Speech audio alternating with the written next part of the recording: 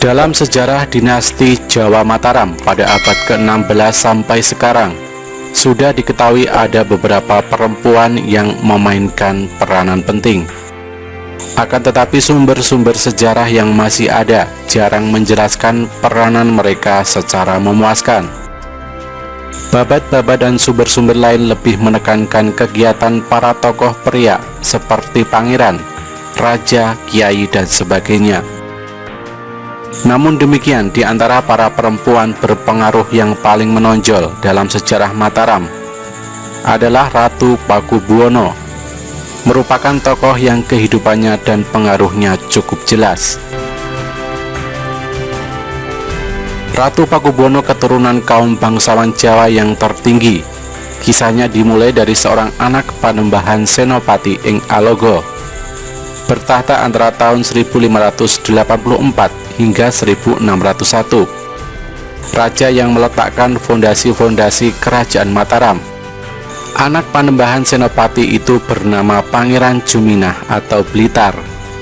Anak cucu dan cicit Pangeran Blitar itu juga dinamakan Pangeran Blitar.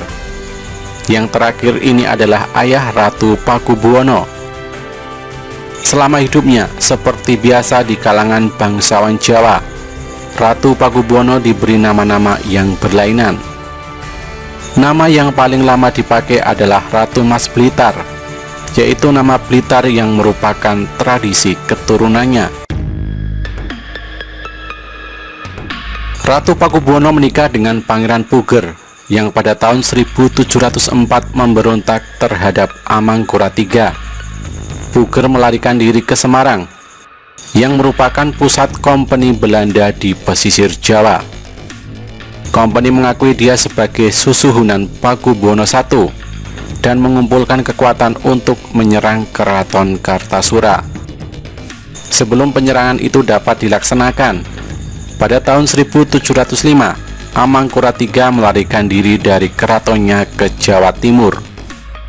Lalu Pakubuwono I bersama Ratu Pakubuwono masuk ke keraton yang ditinggalkan kosong itu.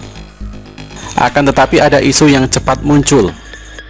Pusaka-pusaka kerajaan adalah barang-barang kebesaran berkekuatan gaib yang biasanya dianggap syarat mutlak sebelum seseorang raja dianggap sah. Soal kebanyakan pusaka-pusaka itu selalu dirahasiakan dan hanya boleh dilihat atau dipegang oleh beberapa orang yang kekuatan spiritualnya setara dengan kekuatan gaib benda pusaka tersebut. Oleh karena itu, tidak banyak orang yang dapat mengenal pusaka-pusaka tersebut. Pakubuwono I menugaskan istrinya Ratu Pakubuwono untuk mencarikan dan mengidentifikasi pusaka-pusaka itu. Itu merupakan bukti bahwa sang ratu adalah ahli ilmu gaib dalam lingkungan keraton. Akan tetapi segera menjadi jelas bahwa hampir semua pusaka-pusaka, lebih dari 60 keris, tombak dan sebagainya, dibawa oleh Amangkurat III waktu melarikan diri ke Jawa Timur. Kisah pusaka-pusaka itu berlangsung cukup lama, sehingga barang-barang itu akhirnya dikembalikan ke Kartasura pada tahun 1737, sesudah Pakubuwono I dan Ratu Pakubuwono wafat. Sang ratu itu juga muncul sebagai peminat dan pencipta beberapa buku penting yang hampir semuanya berakar dalam tradisi suci Islam. Dia tampil sebagai ingkang ayasa atau yang menciptakan naskah Serat Menak yang tertua yang pernah diketahui. Ditulis pada tahun 1715 dan masih tersimpan di Perpustakaan Nasional Republik Indonesia. Serat Menak itu sebagian dari tradisi suci mengenai para nabi Islam. Sekitar awal tahun 1720-an, ratu itu juga tampil sebagai ingkang ayasa, sebuah naskah yang berjudul Babat Jawi, yang menceritakan sejarah Jawa dari tokoh-tokoh legendaris yang paling awal, yakni Adam, Watu Gunung dan sebagainya, hingga zaman Keraton Kartasura. Pada tahun-tahun terakhir pemerintahan Pakubuwono I, Ratu Pakubuwono, istri utama atau garwa Padmi sang raja itu sangat berpengaruh. Pengaruhnya bahkan ditakuti oleh kompeni Belanda Satu sumber VOC menggambarkan dia sebagai seorang yang ambisius dan mudah melepaskan rasa dendam. Dia ibu sang raja muda yang kelak menjadi Amangkurat IV. Akan tetapi, hubungan antara ibu dan anak itu cukup buruk. Ratu Pakubuwono lebih suka anaknya lain, yaitu Pangeran Purbaya, seorang pangeran yang taat Islamnya dan juga lebih disukai oleh orang banyak, bersama dengan seorang anak Ratu Pakubuwono lain, yakni Pangeran Blitar. Pakubuwono I sendiri yang sudah tua, hampir umur 70-an, dan sudah agak pikun, juga lebih suka Purbaya dan Blitar daripada raja mudanya. Akan tetapi Kompeni Belanda bersikeras bahwa raja muda itu harus tetap dipelihara sebagai penggantinya. Pada tanggal 22 Februari 1719, Pakubuwono I wafat. Raja muda atau sekarang Susuhunan Amangkurat IV diantarkan ke keratonnya oleh wakil VOC di Kartasura. Tetapi selama 2 bulan dia menolak untuk dilantik secara resmi sebagai raja baru, sementara menunggu konfirmasi dari markas besar Kompeni Belanda di Batavia. Selama 2 bulan itu, dia minta supaya Ratu Pakubuwono memelihara pusaka-pusaka yang ada, yang tidak banyak pada waktu itu. Sekali lagi, sang ratu tampil sebagai ahli ilmu gaib keraton.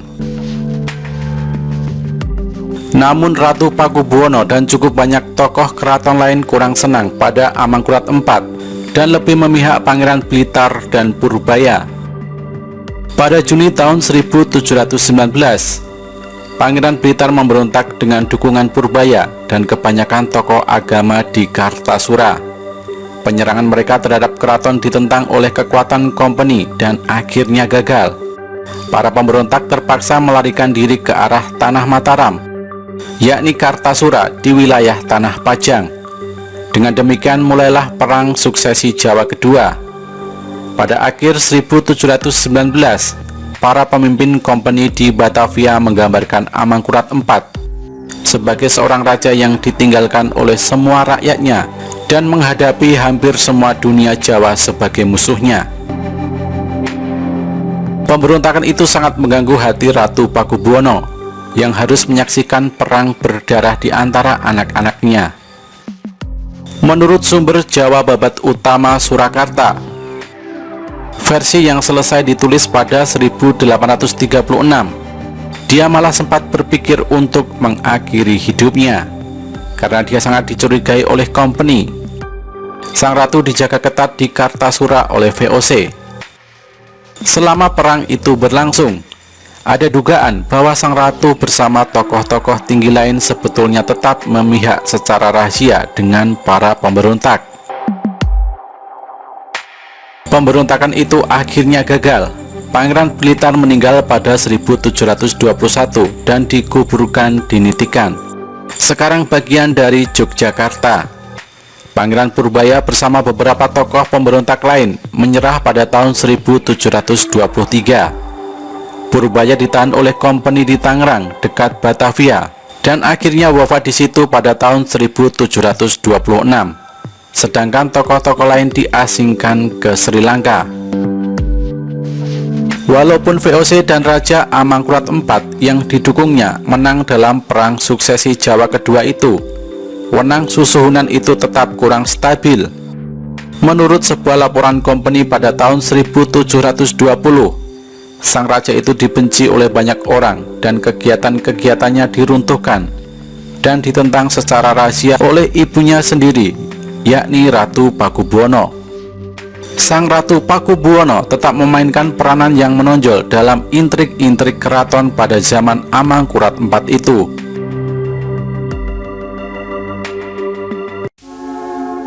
Pada Maret tahun 1726, Amangkurat IV jatuh sakit berat. Dia menyangka diracun dan mencurigai beberapa tokoh antara para elit, termasuk ibunya Ratu Pakubuwono. Tapi kelak pada waktu sudah dekat dengan ajalnya, sang raja hanya mempercayai ibunya untuk mempersiapkan semua obat dan makanannya. Itulah sesuatu yang agak mengejutkan, karena hubungan ibu anak ini tidak pernah hangat. Pada waktu itu Ratu Pakubuwono sudah tunanetra. toh masih sangat berpengaruh dalam lingkungan keraton. Pada 20 April 1726, Amangkurat IV akhirnya wafat. Susunan baru Pakubuwono II yang bertahta pada tahun 1726 sampai dengan 1749 adalah cucu muda Ratu Pakubuwono yang umurnya kala itu baru 16 tahun dan berada di bawah pengaruh eyang putrinya. Bagi Ratu Pakubuwono, raja muda ini memberikan kesempatan bagus baginya untuk membentuk karakter dan wewenang yang sesuai dengan harapan serta mimpi sang eyang putri. Ratu Pakubuwono memimpikan sebuah kerajaan yang diilhami oleh kesalehan dan standar-standar Islam yang murni melalui gaya sufi. Aliran tarekat sufi mana yang dianut oleh Ratu Pakubuwono tidaklah jelas, tapi pada waktu itu tarekat Satariyah rupanya yang paling kuat antara kalangan elit Jawa, termasuk para perempuan elit.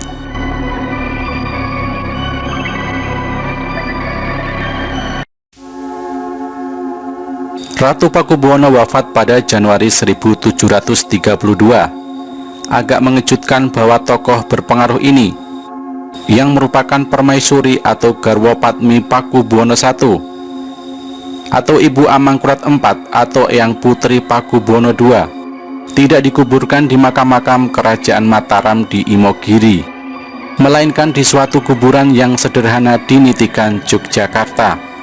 Kuburannya berada di dekat makam Pangeran Blitar, anak tercintanya yang memberontak pada tahun 1719 dan meninggal 2 tahun kemudian. Pengikut-pengikut sang ratu masih merupakan sebuah klik yang sangat berpengaruh dalam lingkungan keraton, sehingga pengaruh Ratu Pakubuwono masih berlangsung kendati dia sudah wafat. Ada klik-klik lain, tetapi para pendukung Islamisasi keraton yang paling berkuasa. Di bawah pengaruh mereka, Pakubuwono II memang mulai menjadi seorang raja sufi yang saleh. Pada tahun 1740, Perang Pecinan berkobar. Kaum Cina bersama dengan banyak orang Jawa melawan Kompeni Belanda. Sang raja sangat bingung bagaimana dia harus menghadapi krisis ini. Akhirnya dia memihak dengan pejuang-pejuang Cina dan Jawa yang anti VOC. Pakubuwono II memerintahkan penyerangan terhadap benteng Kompeni di Kartasura pada bulan Juli 1741. Kira-kira 35 orang Kompeni dilenyapkan. Namun korban meninggal di pihak Jawa lebih banyak. Kompeni berhasil mendorong para penyerang keluar dari bentengnya, namun mereka dikepung selama 3 minggu oleh Laskar Jawa. Akhirnya Kompeni menyerah. Komandan dilenyapkan bersama dengan beberapa perwira lain. Sisanya diislamkan. Dengan aksi ini, Pakubuwono II tampil sebagai raja sufi yang menang dalam perang Sabil terhadap orang kafir. Inilah puncak proses Islamisasi mendiang Ratu Pakubuwono. Akan tetapi, nasib peperangan segera berubah. Pihak Kompeni yang bersekutu dengan Cakraningrat IV mulai memenangkan pertempuran. Lalu sang susuhunan Pakubuwono II mempertimbangkan kembali keadaannya, dan di bawah pengaruh ibunya Ratu Amangkurat menghubungi Kompeni untuk meminta ampun dan rekonsiliasi. Para tahanan Kompeni di Kartasura dilepaskan dan kembali ke Semarang pada Januari 1742. Pendukung paling penting proyek Islamisasi yang berasal dari mendiang Ratu Pakubuwono adalah Patih Notokusumo, yang saat itu ditangkap oleh VOC pada bulan Juli 1742 dan diasingkan ke Sri Lanka. Rekonsiliasi antara Kompeni dan Pakubuwono II berdampak besar atas politik perang pecinan. Oleh karena perubahan sikap itu, pihak anti Kompeni sekonyong-konyong harus memandang Pakubuwono II bukan sebagai raja sufi yang mengalahkan kafir Kompeni, melainkan sebagai orang murtad. Mereka kemudian berbaris menuju keraton Kartasura. Pada Juni 1742, para pemberontak menaklukkan keraton itu. Sang susuhunan dipaksakan melarikan diri bersama dengan kesatuan VOC kecil yang menjaganya di keraton. Kartasura dirampok dan banyak barang kuno yang berharga hilang sama sekali. Selama Pakubuwono II di luar dari keratonnya, menurut salah satu babat, dia berjumpa dengan Sunan Lawu, makhluk halus yang memerintah di Gunung Lawu, dan dapat bantuan gaib darinya. Perjumpaan itu sulit untuk disesuaikan dengan agenda Islamisasi mendiang Ratu Pakubuwono. Pada November 1742, tentara Madura menaklukkan keraton itu lagi, memaksakan para pemberontak untuk melarikan diri, merampas apa saja yang masih tertinggal di Kartasura. Dan selama beberapa minggu lamanya Pakubuwono II menolak untuk pulang ke keratonnya yang amat rusak itu. Akhirnya pada 21 Desember, Pakubuwono II bersama dengan kesatuan kompeni diperbolehkan untuk pulang ke keratonnya. Menurut sumber Belanda, pada waktu itu keraton Kartasura rusak dan dirampas mutlak. Pengaruh mendiang Ratu Pakubuwono bersama dengan agenda Islamisasi keraton Sang Ratu dan pendukung-pendukungnya berakhir pada malapetaka yang amat besar. 2 kali dalam tahun 1742, Keraton Saleh itu sudah jatuh ke tangan para musuh dinasti Mataram dan dibuat rusak oleh mereka. Akhirnya Keraton Kartasura ditinggalkan dan Pakubuwono II pindah ke keraton barunya di Surakarta pada Februari 1746. Tentu saja orang Jawa dalam lingkungan keraton tetap menganut agama Islam dan gaya sufi tetap berpengaruh.